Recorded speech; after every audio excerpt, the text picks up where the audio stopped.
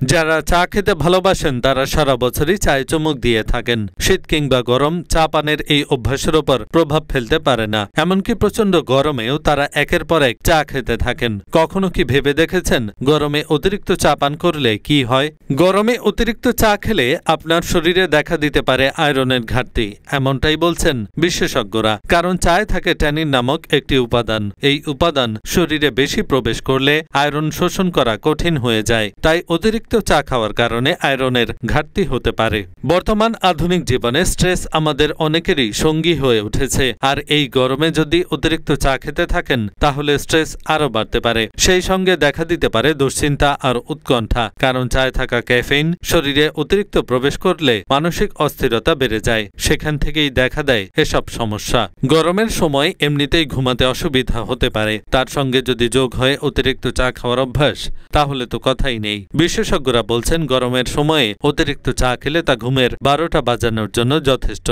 কারণ চায়ে থাকা ক্যাফেইন শরীরে অতিরিক্ত প্রবেশ করলে তা ঘুম নষ্ট করে সহজেই। এহসানুল হক, ঢাকা পোস্ট।